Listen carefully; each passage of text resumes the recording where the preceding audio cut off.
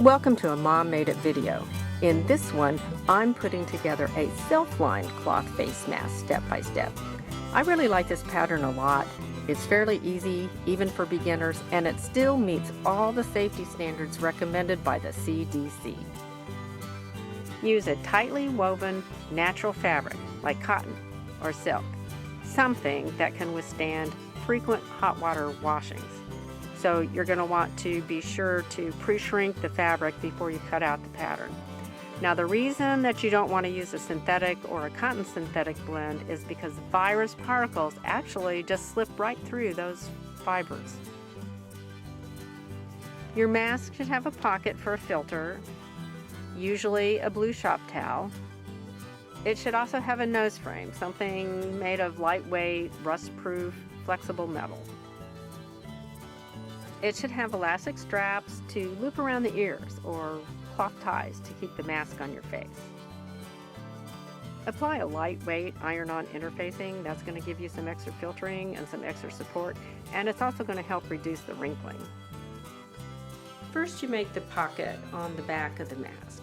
We're going to add some iron-on interfacing to the middle, and so since your iron will be on, that's a good time to just go ahead and press down on the short edges of your mask of 1/4 of an inch and go ahead and press that down. We will stitch that and do a few other things to it, and after we do those steps, we're going to end up making the opening for the pocket where you will be inserting your filter.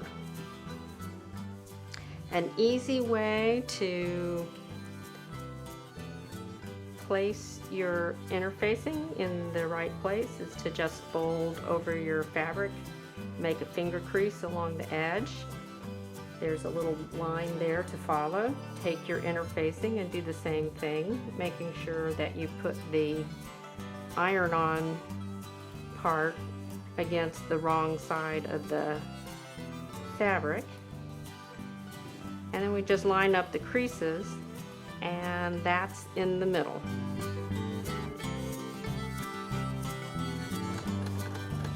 Just sew down the edge, and keep in mind that you don't need to do a really good job on this seam, because this seam will be tucked inside the pocket and no one will see it. After you've stitched down the short edges, then you're going to put right sides together, matching up those stitched down seams. Pin it. And then we're going to stitch a 1/4 inch seam, 1.5 inches all the way in. So from the outer edge, 1.5 inches. And then that will be the opening for your pocket.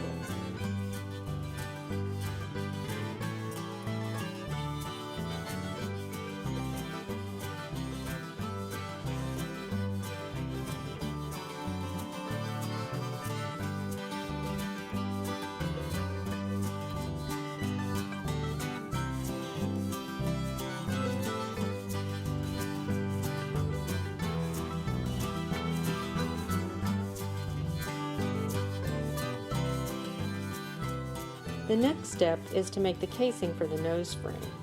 So you're going to turn down the top edge 1/2 inch, and this will form the casing for your nose frame. What I like about this pattern is that you can add some decorative detail. The times I like to fold the casing to the back is when I have a pattern on the front, and I want to keep that pattern balanced, as I did with this mask.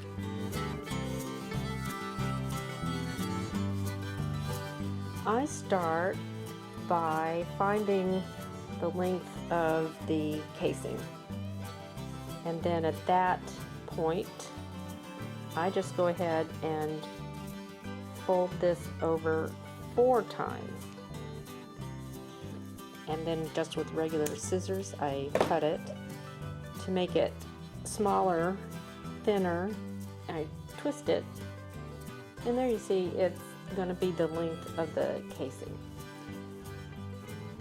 Now we have left each side of the casing open, so I'm just going to insert this through to the other end. It usually goes in pretty well. Sometimes it gets hung up over on this side, but if it does, you can easily just pinch in the middle or close to it, and you can push down on the fabric and pull on this side, and you'll be able to get that casing very close to the edge. After the nose frame is in, you're going to make the pleats and the casing for the elastic ear strips. So you take your bias strip and you're going to fold down on all edges 1/4 of an inch and press it really well. And then what you're going to do is you will fit the pleats in between the creased edges of your bias strip. Now if you don't want to mess with a bias strip, you can actually buy hem tape, because it's basically the same measurements, and when you're done it'll basically look like that on the sides of your mask. To make the pleats, I mark 2 inches down from the top and 1 1/4 inches from the bottom, and those will be my top and lower pleat. And I'm going to make a fold right where that pin is. Keep in mind that for the mask, you want to have your pleats in the front go down and the pleats in the back will go up. So I'm going to fold that over, and we're going to make about a 4 3/8 of an inch pleat there. And we'll fold on that pin, make about the same, just small little tucks. And then we're going to see how much more do I need to tuck. And then we'll tuck a little bit for the 3rd pleat, just enough so it'll fit in between those creases. And that's an easy way to make your pleats fit the bias strip. Make the pleats on the other side.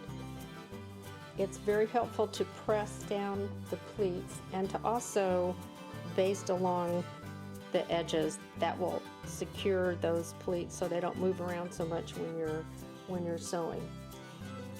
This is a good time to check and see if the pleats are pretty even. If you want to measure to help you decide that, that's fine. But keep in mind that when you wear the mask, it's going to fan out. And so they don't really have to be exact with one another.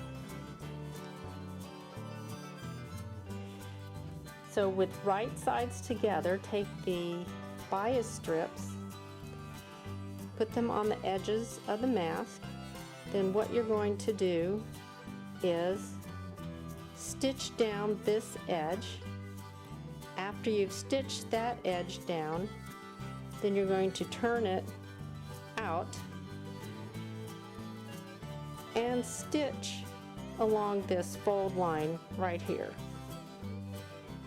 After you have stitched those sides, then you want to turn in your edges,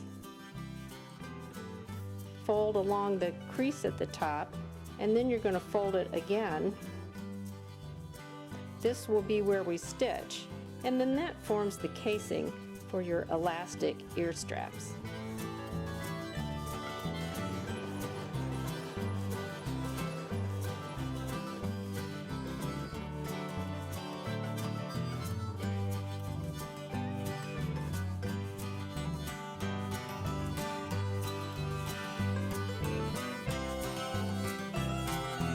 Once you've made your casing, you're going to want to cut 2 strips of elastic for the ear straps, usually between 7.5 to 9 inches on either side. So you take 1 strip that would then be double, so between 15 and 18, fold it over, cut it in the center, and that will give you basically 2 equal strips for both sides. You can get some fancy gizmos to help you thread the elastic through, but a safety pin works just fine. You just stick the safety pin through the opening of the casing, work it through. We're going to overlap the 2 pieces, and we will stitch right there to secure it, and then we'll be moving it around so that this part is inside the casing and is concealed. The elastic can be a little slippery, so I like to put the needle in with the foot up and then put the presser foot down and take the pin out. And I like to do a very tight zigzag stitch back and forth.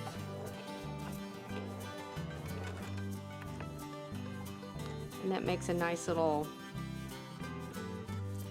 tight, secure seam. And of course we will pull this inside so that we hide that.